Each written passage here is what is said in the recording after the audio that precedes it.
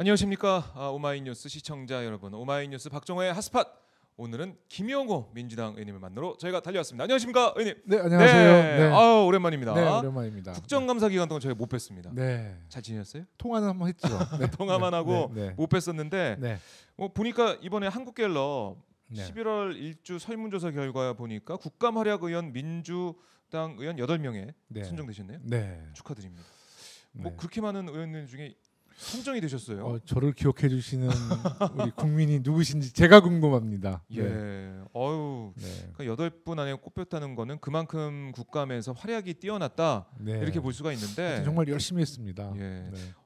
하나를 뭐 열심히 파시더라고요. 보니까 페이스북을 보니까. 네. 그 내용이 좀 어떤 거였나요? 그 경상북도 청송군의 이제 사과 대납 사건이라고 있습니다. 네. 청송 군수가 예. 군의 예산을 한 1억 원의 예산을 갖고 지역의 이제 정치인들을 대신해서 그 정치인들의 지인들에게 네. 사과 선물을 대납한 사건이에요. 근데 이제 검찰에서 처분을 지역 특산물을 홍보했다는 이유로 네. 불기소 처분한 거거든요. 그러니까 죄가 성립이 안 된 거죠. 저는 이 관례가 남게 되면 이제 앞으로 대한민국의 뭐 도지사와 시장과 군수가 그 예산을 갖고 홍보, 유력 정치인들에게 충성하기 위해서 네. 그 예산 군, 도, 시의 예산을 갖고 정치인들 지인들에게 네. 선물을 보내도 조사할 수 없다, 이제 앞으로 수사할 수 없다, 뭐 이런 나쁜 관행이 될까 사실 걱정입니다. 예. 실제로 제가 경찰청장에게 물어봤어요. 이런 우리 의성지청의 처분에 대해서 네. 혹시 같은 사례가 또 발생했을 경우에 경찰 입장에서 조사할 수 있느냐. 근데 경찰청장 이야기가 검찰의 수사 지휘를 받고 있는 입장에서는 수사에 어려움이 있다. 사실 네. 수사를 못한다는 이야기로 전 받아들였거든요. 그렇죠. 매우 심각한 문제죠. 네. 그러니까 이게 그 지역 문제가 아니라 이게 이런 관례가 남게 되면 홍보하는데 뭐 어때 이러면서 그러니까 예를 들어서 되는 거죠. 우리 시청자분들께 아주 예. 쉽게 표현하자면 특정 지역을 제가 거론하는 거에 대해서 오해는 하지 마시고요. 네. 이해를 돕기 위해서 드리는 말씀인데요. 영광 군수가 네. 영광의 특산물인 영광 굴비를 굴비. 영광의 지방의원 뭐 국회의원 명의로 네. 그분들의 지인들에게 추석 때, 설 때 1억 원 가량의 선물을 보내도 이제 수사도 못하는 거고 죄가 안 된다는 거죠. 특산물 그렇네요. 홍보라는 차원으로. 수원의 국회의원은 삼성 스마트폰 네? 특산물은 아니래도 예. 제조 삼성 수원에서. 전자 있으니까요. 예. 조사 못하는 거죠. 네. 심각한데요 이게? 네, 논산은 딸기잖아요. 아, 네, 딸기인가요? 그거 막 예. 뿌려도 되고. 네, 우리 서대문구는 뭐 꽈배기가 유명하니까 우리 구청장이 저를 대신해서 저희 지인들에게 1억 원어치의 꽈배기를 선물해도. 꽈배기가 유명했나요? 이건 사실 서대문 갑구 우상호 선배 지역에 아 그래요? 영천시장의 꽈배기가 아주 유명하거든요. 같이 먹으러 가시죠. 네, 먹고 싶습니다. 네, 그래서 이런 사례가 그렇네요. 네, 그래서 딱 제가 와닿네요. 그렇게 얘기 들으니까. 이번 국정감사에 같은 주제를 놓고 9번 질의를 했어요. 그래서 저 때문에 예. 야당 의원들이 파행을 수차례 했죠. 뭐 고성도 나오고 했는데요. 머니투데이와 세계일보에서는 김영호 한 놈만 팬다 이런 데 보도가 나올 정도로 네. 집중적으로 제가 한 놈만 팬다는 김성태 대표의 네. 그 얘기인데 제가 그 전에 나왔습니다. 아 그런가요? 네, 네. 예, 알겠습니다. 근데 하여튼 뭐 좀 성과가 있었다는 것은 네. 이제 마지막 종감 때 경찰청장이 다시 질의했을 때는 의심쩍은 부분이 있다. 한번 살펴보겠다. 예. 또 그 경찰청의 이제 상급 기관인 행정자치부 김부겸 장관은 법무부 장관과 협의해서 네. 단호한 조치를 취하겠다. 네, 뭐 다시 재수사에 대한 의지를 엿볼 수 있었습니다. 네. 정말 재수사할지 어떻게 될지 좀 지켜봐야 되겠지만 네.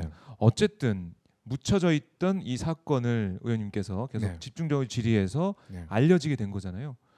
그런 점이 이번에 그 우수 의원으로 선정된 네. 계기가 아닐까 하는 생각이 드네요. 오랜만에 좀 근성 좀 보여줬어요 야당한테. 네. 한놈 팬다. 아니 근데 네. 제가 이렇게 사실 꽤 근성이 있거든요. 제가 네. 사실 굉장히 싸나운 사람이에요. 정말로. 그러니까 옛날 뭐 네. 기자 시절에도 싸납게 취재하신 거 네, 아닙니까? 뭐 기자 때도 좀 했지만 네. 근데 좀 제가 이렇게 많은 우리 시민과 유권자들이 저를 너무 온화한 성격으로 평가를 너무 하시는데 웃는 모습이 너무 좋고 잘 웃으셔가지고. 아니 저는 이제 우리 유권자와 시민과 국민은 하느님처럼 대하지만 정말 잘못된 권력에 대해서는 네. 제가 정말 야무지게 합니다. 네. 아 이번에 어쨌든 저희 시청자분들이 이 방송 보시면서 아 그래 한번 이 사건 어떻게 되는지 봐야겠다 이런 생각하실 것 같아요. 청송 사과 선물 네. 포털에서 한번 키워드 검색을 해보시면 네. 그 관련된 사건 많은 의혹을 확인해 보실 수 있는데요. 제가 끝까지 이 사건 추적해서 모든 진실을 명명백백히 밝혀보겠습니다. 네. 많은 분들이 응원해 주실 겁니다. 이럴 땐 한번 이거 해줘야죠. 포즈까지. 네. 예 그리고 서대문 꽈배기 먹으러 한번 제가 가겠습니다. 네. 그 덤으로 저희가 말씀을 드리고요. 김영호 의원의 의정 활동 지켜보겠습니다. 자, 이 얘기를 또 해야겠어요. 저희가 지난번 인터뷰할 때 프란치스코 교황을 북한에서 초청하면 어떻겠냐 제안하셨잖아요. 그랬는데 와 저는 소름 돋았습니다. 저는 기절하는 줄 알았어요. 예, 문재인 대통령이 이렇게 제안하는 게 알려졌고 프란치스코 교황 만나서 정말 얘기해서 확답을 받았잖아요. 초청하면 가겠다. 야, 여의도 돗자리 까셔야 될 건가요? 돗자리 어디 있나요? 돗자리 아까 깔아둔다고 했는데 아우 어떻게 그걸 예측하시고 이게 실현될 거라고 생각하셨습니까? 약간 저는 지난 방송에도 말씀드렸지만 제가 김정은 위원장이라면이라는 제가 가정을 했잖아요. 맞아요. 제가 김정은 위원장이라면 트럼프 이제 중간 선거는 어저께 미국에서 있었지만 이제 중간 선거를 앞두고 김정은 위원장의 입장에서는 트럼프 정부를 신뢰할 수 없으니 그 관련된 가장 그 자기를 좀 보호하고 또 신뢰할 수 있는 인물을 찾아야 되는데 제가 김정은 위원장 같으면 프란치스코 교황을 잘 활용할 수 있겠다라는 이제 생각이 있었고요. 제가 사실 가톨릭이거든요. 우리 문재인 대통령도 가톨릭이세요. 맞아요. 저희 지역구 사실 때 홍대성당을 나가셨어요. 문재인 대통령께서. 근데 신앙심은 저보다 훨씬 좋으세요. 정말로. 대통령이라서 그런 것이 아니라 교우들의 평가와 또 대통령이 신앙생활을 했던 많은 이야기를 듣는데요. 근데 신앙심이 좋으시는데 아마 대통령께서도 가톨릭이시기 때문에 아마 프란치스코 교황을 연상하신 것 같고요. 또 전략적으로도 또 특히 유럽 사회에서의 그 김정은 그 위원장에 대한 부정적인 인식을 개선하려면 일단 유럽 사회를 좀 바꿔야 되잖아요. 인식을 바꿔야 되니까. 그러기 위해서는 프란치스코 교황께서 김정은 위원장과의 만남을 통해서 정상 국가의 이미지를 좀 심어줬으면 좋겠다는 이제 판단이 있었는데요. 김정은 위원장이 이제 유럽에서 공부한 유학파기 때문에 분명히 가톨릭 문화를 잘 이해하는 사람이고 김정은 위원장 입장에서도 프란치스코 교황을 초청하면 너무 좋죠. 제가 이제 신부님들 사실 제가 이 그 프란치스코 교황 초청 문제는 올 연초부터 많은 기자들과 얘기도 나눴고 실제로 신부님한테도 많이 여쭤봤어요. 그래요. 그런데 신부님들이 그때 그러셨거든요. 그러니까 프란치스코 교황께서는 특히 남북 관계에 가장 관심이 많기 때문에 김정은 위원장이 초대해주면 아마 수락할 가능성이 매우 높다. 이제 이런 이야기를 많이 들었었어요. 실제로 또 노웅래 의원, 이인영 의원에게도 이 그 프란치스코 교황 방북 관련된 우리 좀 계획을 좀 우리 세워서 추진하자는 얘기를 해서 노웅래 의원이 바티칸에 있는 우리 대사님한테 아마 한 2달 전에 서신도 보낸 걸로 알고 있습니다.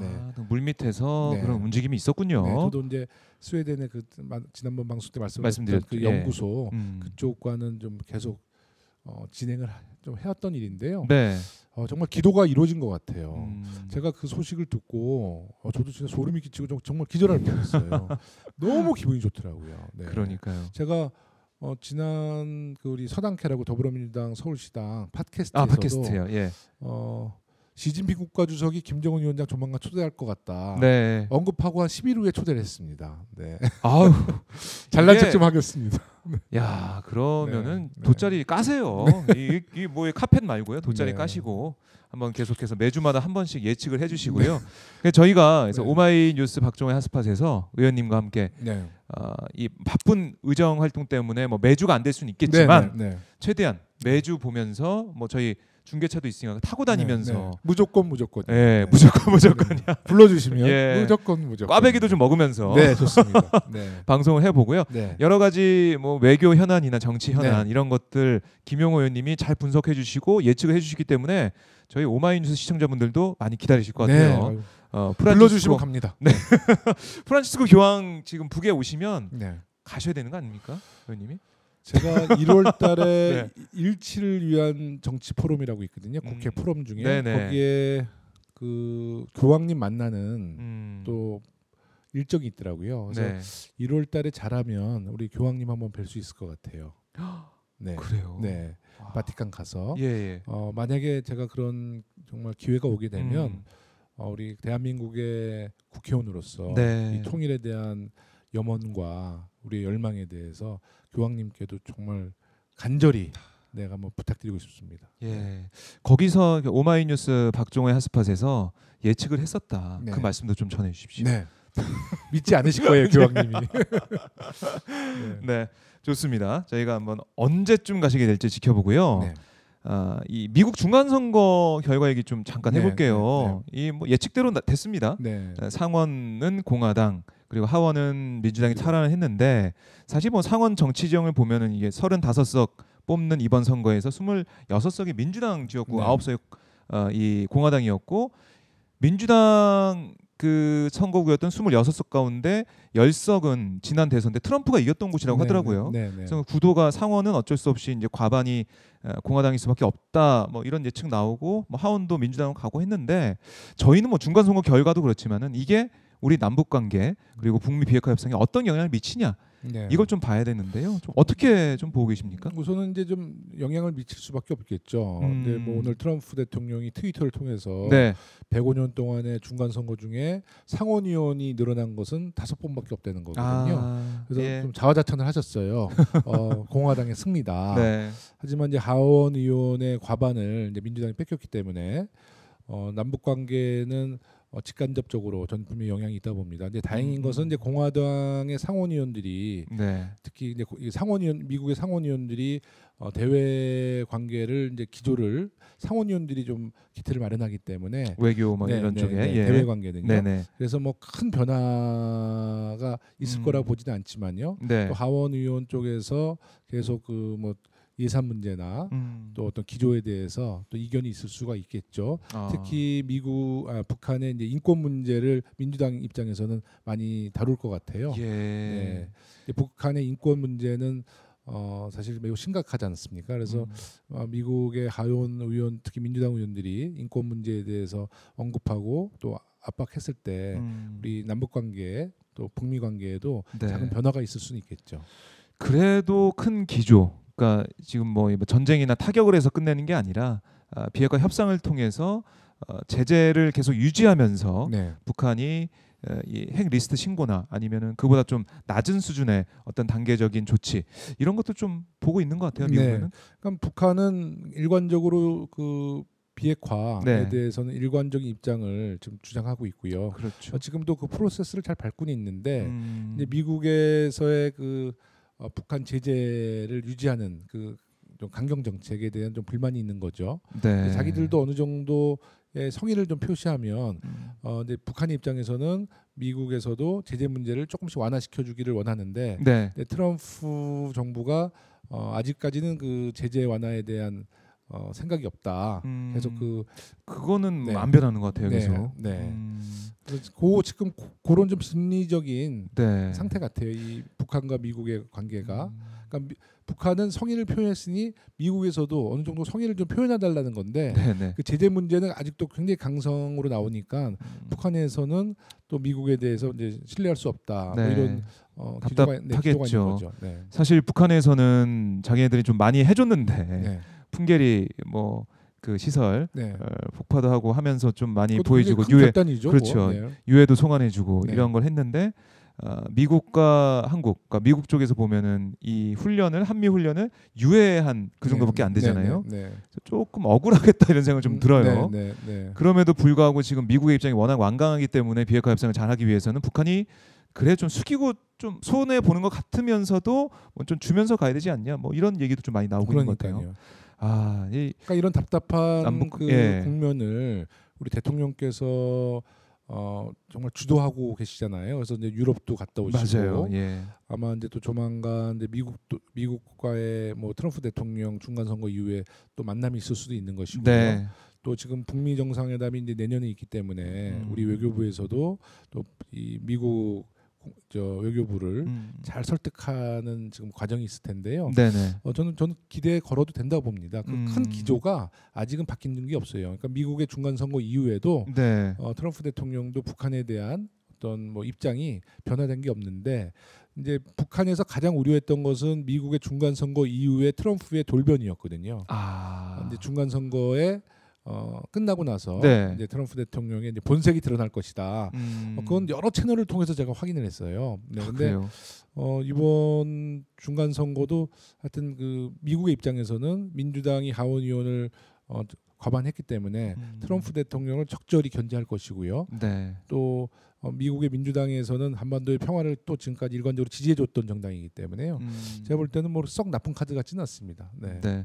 어쨌든 트럼프도 제가 볼 때는 좀 개인적인 또 욕심 이런 게 있잖아요. 노벨 평화상 받고 싶다. 네. 그걸 위해서는 이제 북핵 문제를 해결할 수밖에 없을 텐데 또 재선도 있고요. 네. 거기서 이제 북핵 문제를 어떻게 해결하고 내가 그동안 다른 대통령이 못했던 걸 해냈다 이걸 보여주기 위해서는 어쨌든 타결은 시킬 것 같아요.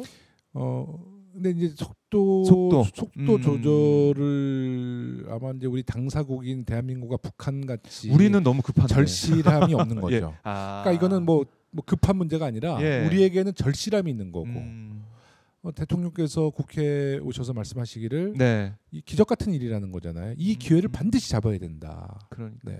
우리가 4강 그 주변에 있는 4강 외교를 통해서 이 기회가 무산되면 정말 우리 민족의 통일은 또 물 건너 가게 되는 것이기 때문에 대통령께서는 정말 기적같이 온 이 기회를 반드시 잡아서 남북한 관계를 개선하고 장기적으로는 통일 대한민국으로 가는 기틀을 마련하겠다는 뜻인데 미국의 입장에서는 절실하진 않은 거죠. 이것을 미국의 선거에도 좀 활용할 수 있는 것이고요. 그래서 그런 전략이 우리와는 좀 입장이 다르다는 거죠.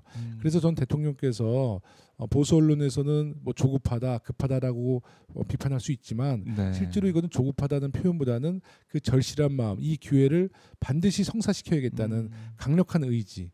그리고 대한민국이 4대 강국을 뛰어넘어서 우리 민족 간의 통일 문제와 남북 관계는 우리 민족이 풀어나가야 된다는 정말 당연한 일이거든요. 우리가 왜 미국에 의존하고 중국에 의지를 해야 됩니까? 우리의 문제는 우리가 주도해 나가야 된다. 저는 거기에는 우리 국민들께서 대통령에게 큰 박수 보내주셔야 된다고 봐요. 네. 말씀 들어보니까 정말 우리 국민들이 바라는 것, 또 그거를 이루기 위해서는 또 국회가 또 움직여야 되는데 뭐 아직까지 판문점 선언 뭐 국회 비준동의는 안 되고 있고 평양 공동선언과 남북 군사 합의서 이걸 정부에서 통과시켰다고 또 난리가 났었잖아요. 난리 났죠. 이 평화 문제 이거는 우리 민족 문제는 좀 대승적으로 좀 처리가 돼야 될 텐데 계속 이렇게 보고 있어야 되나요? 그러니까 김성태 의원께서는 뭐 개인적으로는 그런 거에 굉장히 좀 긍정적으로 말씀하신다는데 카메라만 갖다 대면 말씀을 달리하실지 모르겠어요. 또 원내대표에서 그런가요? 한때도 노동계 인사시고 그러신데 일단 김성태 우리 대표께서도 이 한반도 평화에 대한 문제에 대해서는 정말 여야 구분 없이 특히 보수 야당에서 늘 했던 우리 외교와 국방과 안보에 대해서는 여야가 따로 있지 않다 이런 얘기를 일관적으로 60년 동안 해왔잖아요. 그렇죠. 그 얘기는 지금 자유한국당이 여당 시절에도 계속 했던 얘기고. 했던 얘기죠. 근데 지금 잘 안 되고 있어요. 이게 좀 답답한데 김정은 위원장의 이제 답방 그러면은 좀 내년으로 넘어가는 건가요? 어떻게 보세요? 대통령께서 그 여야정 상설협의회 회의 때 올 연내를 추진하고 있다라고 시사한 바가 있죠. 근데 이게 뭐 약속을 했다고 해서 꼭 연내 뭐 김정은 위원장의 답방이 꼭 이루어져야 되는 거 아닙니다. 오히려 중간 선거 이후에 복잡한 외교 관계에서 올 연내 답방이 우리가 좀 무리하게 하다가는 좀 또 부작용이 있을 수도 있기 때문에 이 약속을 지킨다라는 개념보다는 이제 우리가 그 국면을 잘 봐야겠죠. 만약에 올 연내 온다 그러면 메리 크리스마스 때 네. 우리 김정은 위원장이 저는 올 수 있다고 봅니다. 네. 크리스마스. 네. 도자리 지금 까셨습니다. 예. 크리스마스 때 오실지 안 오실지. 근데 이제 그 김정은 위원장도 속내가 지금 복잡하죠. 미국의 중간 선거가 네. 일단은 하원 의원들이 이제 민주당에서 과반을 차지했기 때문에 분명히 미국 정계 이게 국면도 네. 많은 변화가 있을 것이고요. 또 우리 대통령께서도 북미 정상회담 전에 그 우리 남북 정상회담이 특히 서울에서 이루어졌을 경우에 그것이 미국의 트럼프 정부에 어떤 영향을 미칠 수 있는지에 대한 정무적인 판단이 필요하잖아요. 그렇네요. 그러니까 사실 안전한 거는 북미 정상회담 이후에 그 결과를 놓고 네. 우리 김정은 위원장이 서울 답방이 이루어지는 것이 사실 이게 뭐 FM이죠, 그게요. 네. 그러나 만약에 이번 그 중간 선거 이후에 만약에 뭐 트럼프 대통령이 대외 전략을 완전히 바꿨을 경우에는 네. 오히려 대통령이 김정은 위원장을 서울 답방시켜서 그런 그 외교적인 그걸 이제 지렛대로 만들어가지고 지렛대로 만들어서 미국에 오히려 우리가 좀 더 압박을 할 수 있는 우리 민족이 이렇게 원하고 있다. 네네. 이걸 전 세계인들에게 알릴 수 있는 기회도 되기 때문에요. 이거는 매우 중요한 전략과 전술의 문제이기 때문에 대통령께서 연내 김정은 위원장이 뭐 답방할 것이다. 네. 이 원칙은 유연하게 봐도 된다는 겁니다. 네. 네. 이 원칙, 그러니까 올해 연내 답방을 못하면 그만한 이유가 있다는 것이죠. 네.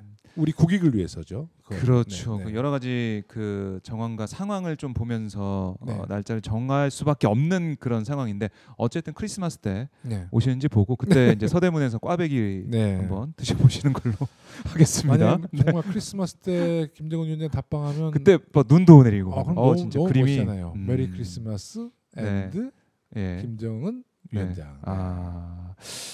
좋습니다. 만약에 진짜 이 예측까지 맞으면은 정말로 네. 돗자리 깔고 저희가 테이블 대신 지난번 프란시스코 교황 제가 이제 뭐 많은 기자들한테도 얘기했는데 모 기자는 제가 청와대와 이미 교감을 하고 사전에 제가 그 정보를 알고 했다는 또 이 모 기자의 말씀을 듣고 그 발언에 제가 더 충격을 받았습니다. 그렇네요. 네, 청와대에서 초선 의원들에게 그런 중요한 정보 흘리지 않습니다. 네. 저의 그냥 상상력 속에서 나온 얘기입니다. 네, 알겠습니다. 그 말이 더 충격적이네요, 진짜. 네, 충격적이에요. 좋습니다. 제 그 외교 문제 한번 짚어봤고요. 양지도 회장 사태 좀 어제 긴급 체포됐어요. 네. 아마 경찰에서 구속영장을 청구한다고 하는데 이 사태 좀 어떻게 보고 계십니까? 진짜 충격적인 사건이죠. 이것도 충격이에요. 엽기적인 사건이죠. 엽기적인 네. 사건이요. 네, 저는 양진호 회장이라는 사람을 이번 보도를 통해서 처음 접하게 됐는데요. 네. 야, 이거 뭐 그 정말 그 양궁 사건부터 해서 직원 폭행 사건 하나하나가 너무나 충격적인 사건인 것 같아요. 그러니까요. 네. 이런 일이 영화나 드라마 속이 아니라 현실에서 벌어지고 있다는 건 믿을 수가 영화나 없었는데. 드라마보다 더 엽기적인 것 같습니다. 그렇죠, 그렇죠. 네. 그래서 이번에 뭐 여러 혐의들 보니까 뭐 음란물 유통 관련 것도 있고. 그다음에 동물보호법, 그 다익을 석궁으로 쏘고 일본도로 베고 막 이런 것 때문에 그런 또 혐의가 있고요. 뭐 성폭력 범죄 처벌 그렇죠, 뭐 그것도 있고, 특례법 위반도 있고요. 마약 얘기도 있더라고요. 마약류 관리, 그러니까 흔히 말하는 히로퐁에 손을 댔다는 거거든요. 히로퐁, 히로퐁하고 뭐 대마초 얘기도 있던데. 그러니까 이게 머리를 염색하고 뭐 이런 거 자체가 그 마약 때문이 아니었냐, 뭐 이런 얘기도 좀 나오고 있고, 경찰에서는 주변인들의 진술을 좀 확보하고 있다고 해요. 마약 관련돼서도. 아마 전 부인에게 이제 마약을 그 강요 시켰다는 그런 아마 그 주변 사람들의 진술이 좀 있었나 봐요. 전 부인 측의 관계자들로부터. 그러니까 이 마약이라는 것이 굉장히 그 특히 히로뽕이라는 그 마약류가 뭐 한 3단계가 있어요. 처음에는 이제 쾌락을 통해서 이제 마약에 대해서 중독이 되고요. 이제 중간에는 이제 피해망상. 이제 마지막 종말 때는 이제 과대망상으로 주로 자살로 끝나는 경우가 많습니다. 그러니까 마약은 손을 한번 대면요. 인생 자체가 그냥 끝나는 거예요. 아니 그러니까 쾌락을 위해서 그 마약을 한다 이렇게만 많은 분들 생각하고 계시는데 그게 아니라 뭐 단계별로 해서 결국 파멸로 이른다. 그러니까 파멸이 아니라 이제 그냥 세상을 뜨는 경우가 많습니다. 그래서 마약 제가 옛날 기자할 때 이 마약 관계에 대한 취재를 좀 많이 해봤어요. 그런데 뭐 실제로 마약을 했던 우리 사람들도 만나보고 인터뷰도 해봤는데 취재해보고 네. 예. 이게 이제 뭐 쾌락으로 시작해서 이제 피해망상, 과대망상 단계가 오면 결국은 이제 환청과 환각 증세에서 스스로가 이제 못 이기는 거예요. 막 죄책감과 그런 걸로 해서 목숨을 끊는 경우가 있는데 이 쾌락 단계에서는 그 쾌락을 알기 때문에 가장 가까운 사람한테 권유를 한다는 거예요. 가장 가까운 친구나 뭐 좋은 거기 때문에 네. 좋은 그러니까 자기가 그 쾌락을 생전에 느껴본 적이 없기 때문에 네. 자꾸 추천을 한다는 겁니다. 그래서 아마 그 보도에 의하면 전 부인한테 강요했다는 거거든요. 나오고 있죠. 근데 그런 전 부인 주위에 있는 분들이 아마 그런 것을 목격했든지 아마 그런 얘기를 듣고 그 경찰에 진술을 해준 것 같아요. 예, 그거는 아마 밝혀질 겁니다. 네. 네. 양진호 회장이 적용받는 혐의가 또 워낙에 뭐 7개 정도 되고 그다음에 충격적인 영상이 미리 나왔기 때문에요. 국민들께서 이번 사건은 잊지 않고 보실 텐데, 근데 여기서 더 중요한 문제가 뭐냐면 양진호 회장으로 끝나는 게 아니라 그 뒷배, 그 배후에 누가 있느냐. 그러니까 몇 년 전에 그 대학 교수 폭행 사건이 잘 수사가 안 되고 그냥 마무리되려고 했던 그 문제, 그리고 여러 가지 정황을 보면 뒤에 누가 있기 때문에 그런 거다. 이런 얘기 나오고 있습니다. 어떻게 좀 보고 계십니까? 그러니까 뭐 그 이혼 소송 사건은 최유정 변호사, 네, 최유정 변호사가 전관 그 당시에 그 내추럴 리퍼블릭 정원호 회장 사건으로 그렇죠. 50억 수임을 해서 변호사는 파면이 됐고요. 지금 징역 살고 있잖아요. 그렇습니다. 판사, 부장판사 출신이죠. 그러니까 정관 출신인데 이분을 그 우리 양 회장이 변호사로 선임을 했다고 그러잖아요. 그렇습니다. 이 사건은 아직 드러난 게 없지만 지난 그 정원호 회장 사건을 보면 최유정 변호사가 당시 변호사가 아마 재판부에 로비를 하겠다는 대가로 50억을 받았다는 거 보니까 아마 로비력이 좀 있었던 변호사 같아요. 그러니까 부장판사 출신이고. 그리고 판사를 그만두자마자 그 아마 선임을 했다는 것은 뭐 아마 그 관행이 뭐 부장검사나 부장판사들이 그 직에서 물러나고 한 1년 동안은 정관이유라는 그 보호를 받는다는 거 아니에요? 그래서 선임을 하면 재판부나 검찰이 그 정관이유 차원으로 많은 죄를 눈 감아준다는 거잖아요. 네, 뭐 재판도 안 열리고 막 그러죠. 그래서 뭐 이혼 사건을 최유정 변호사가 맡았다는 것은 매우 이례적인 거죠. 그것만 보더라도 뭔가 그 법조계에도 뭐 힘 있는 사람과 연관이 돼 있을 가능성이 크다. 하나는 또 그거, 하나는 뭐 정치권 얘기도 조금씩 나오고 있어요. 보도를 보면 뭐 있는데 뭐 아직 밝힐 때가 아니다. 뭐 이런 얘기, 뭐 셜록이나 뉴스타파 그쪽에서 좀 나오고 있는데, 양진호 회장이 그 양궁으로 막 닭 잡아서 닭도리탕 먹었으니까 저 같은 우리 300명 국회의원 중에서 닭고기를 좋아하는 의원들을 한번 추적해보겠습니다. 농담입니다. 아마 정치권에서 그런 캐릭터랑 가깝게 지낼 수 있는 사람이 많지는 않을 거예요. 이제 뭐 전 사업했던 우리 뭐 의원들이 계신다면 뭐 그쪽이 워낙 큰 좀 웹하드 회사니까 뭐 사업가 출신의 국회의원들은 뭐 교류나 예전에 친분이 있을 수 있습니다만은 일단 정당 중심으로 의정 활동했던 국회의원들은 아마 친소 관계가 크게 없을 모르죠. 것이다. 양진호 회장이 무슨 어떤 목적을 갖고 접근해서 로비를 했다면 또 이 사건이 불거지기 전까지는 아주 정상적인 아주 전망 있는 회사였잖아요. 뭐 업계 1위니까요. 그래서 얼마든지 접촉은 뭐 가능할 거라고 봐요. 그러면은 이걸 밝혀낼 수 있느냐 없느냐, 이게 이제 관건인데요. 밝혀낼 수 있겠죠. 일단은 뭐 압수수색 영장해서 계좌 다 뒤졌을 것이고요. 통화 내역 다 찾았을 테니까. 이게 사실 검찰과 경찰이 이래야 되거든요. 이런 사건, 주요 사건이 되면 가장 기본적인 거는 압수수색 영장을 빨리 발부해서 증거를 빨리 확보해야 됩니다. 그렇죠. 중요한 게 이제 압수수색과 핸드폰 압수수색이잖아요. 갑자기 또 열받네요. 아니 이렇게 뭐 7일 만에 구속시켰는데 옛날 우병우 때는 왜 압수수색 영장 기각시켰냐고요. 그러니까요. 왜 검찰 내부의 비위 사건은 검찰들은 왜 그 경찰들이 요청하는 압수수색 영장 왜 다 불청구하냔 말이죠. 아까 이래야 돼요. 처음에 말씀하시는 뭐 이 사과 선물 대납 사건도 그렇고 그렇습니다. 타영장 기각시키면 증거 확보를 못하면 수사의 기본은 증거 확보예요. 근데 저는 이 양진호 사건은 굉장히 빠른 속도로 압수수색 영장 다 해서 했기 때문에 저는 많은 증거 확보했을 거라고 봅니다. 그래서 뭐 정관계 로비를 했다라면 그 관계 로비에 대해서는 뭐 진실을 파헤쳐낼 그러니까 수 있다. 뭐 지금 이 문재인 정부 들어서 특히 문재인 정부 들어서 가지고 이런 정관계 노비가 있다고 해서 뭐 묻고 그냥 가고 이런 건 아니잖아요. 절대 못하죠. 그러니까요. 네, 절대 못하죠. 그러니까 이번 기회에 경찰이 명명백백히 수사를 하고 네. 검찰도 그 송치받아 조사를 하겠지만은 이걸 통해서 우리나라가 얼마나 네. 깨끗해지려고 하는지 정말 네. 정의로운 나라가 됐는지 네. 좀 볼 수 있을 것 같습니다. 네. 양진호 회장 이 법의 철퇴를 맞는 모습 많은 국민들이 기대하고 기다리고 있고요. 네. 이걸 좀 마지막으로 좀 여쭤볼게요. 한국당에서 네. 아동수당 상위 10% 배제 주장을 바꿔가지고요. 전 가정에 다 주자.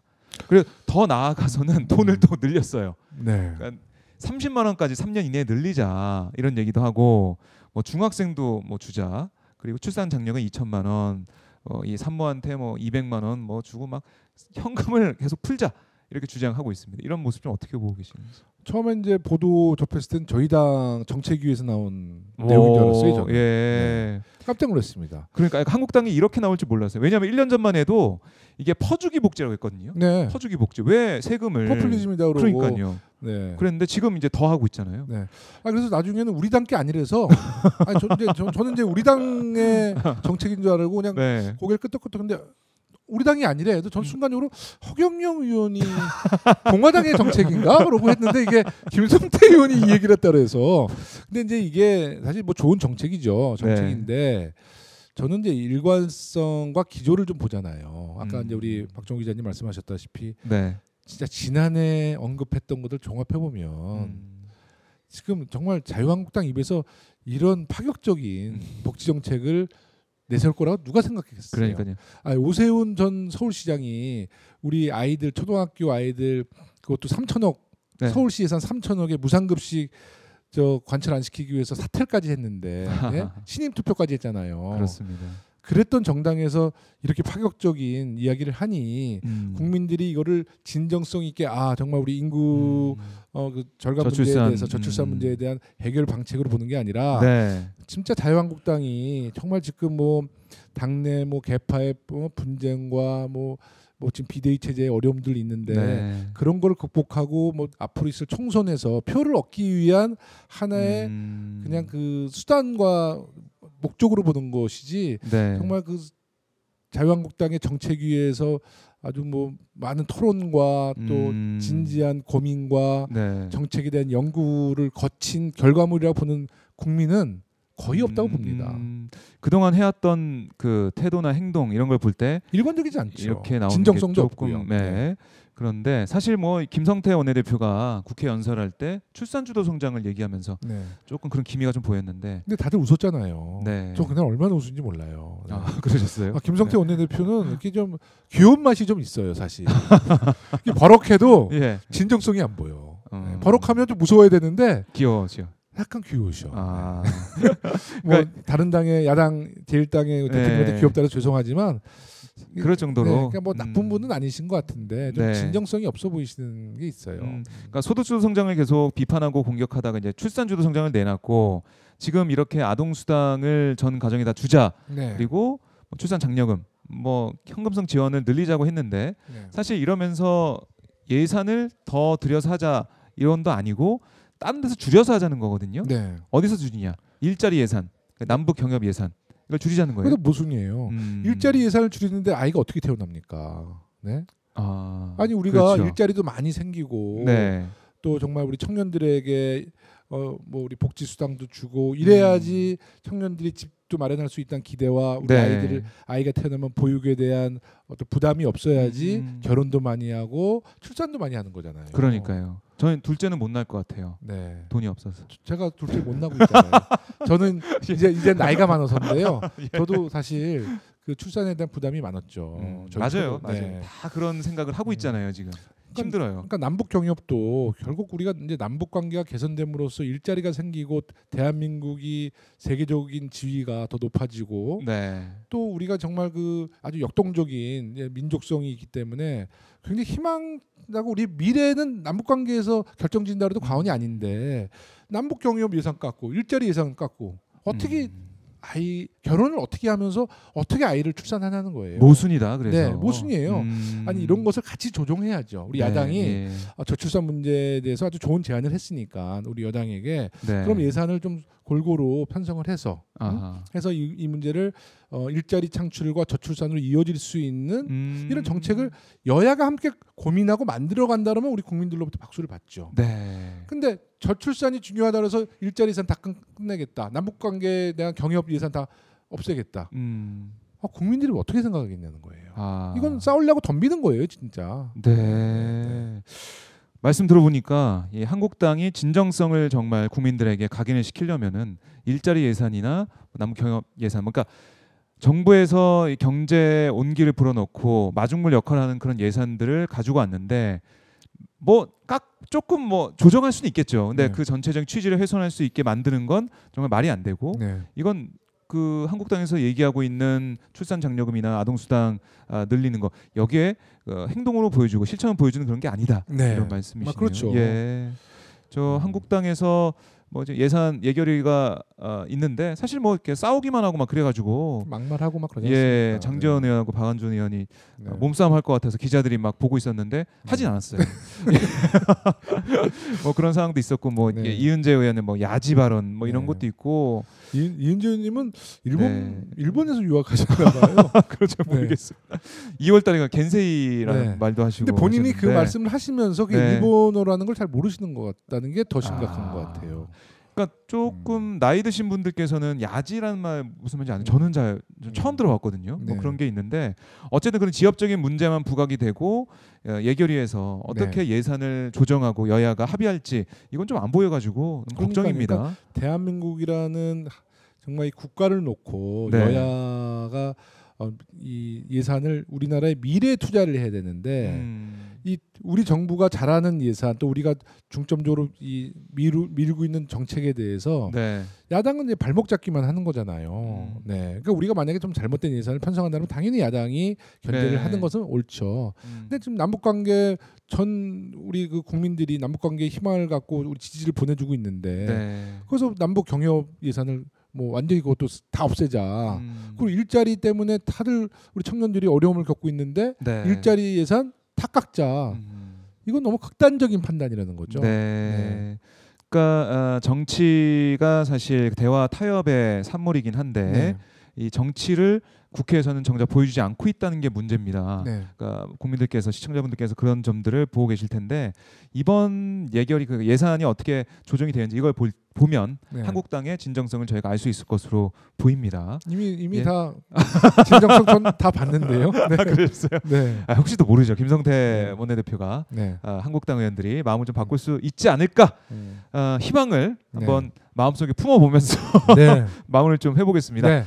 왜냐면 저희 그 박종의 핫스팟 여의도 돗자리 코너로 앞으로 자주 찾아뵐 텐데요. 다음엔 저희가 그 중계차를 타고 한번 달리면서 꼭 에이트 공대 같더라고요. 중계차. 한번 타시고 정말 서대문에 꽈배기 먹으러 한번 갈까요? 영천시장 갈까요? 우상호 의원님이 우리를 기다리고 있을 거예요. 그런가요? 그럼 특별 게스트로 우상호 의원님을 좀 모셔놓고 셋이서 한번 떠들어보죠. 좋죠. 알겠습니다. 그 세 명이서 정치 현안과 그 외교 문제를 한번 분석해 보겠습니다. 다음 시간 기대해 주시고요. 김영희님 끝으로 인사 말씀 해주시죠. 하여튼 지난 국정감사의 버거운 상대들을 만났죠. 삼성과 현대와 검찰. 하지만 저는 우리 국민 여러분만 믿고 위축되지 않고 하여튼 국정감사 내내 지금까지 잘못됐던 관행과 관습에 대해서 좀 바로잡기 위해서 노력했습니다. 앞으로도 우리 국민 여러분만 바라보고요. 제가 의정활동 반듯하게 하면서 종종 우리 핫스팟에 나와서 또 재미난 얘기 또 알려지지 않은 우리 국회 이야기를 전해드리겠습니다. 우리 박종호 기자님 많이 사랑해 주세요. 고맙습니다. 김영호 의원님 많이 사랑해 주시면 고맙겠습니다. 감사합니다. 오늘 말씀 잘 들었습니다. 의원님. 고맙습니다. 고맙습니다.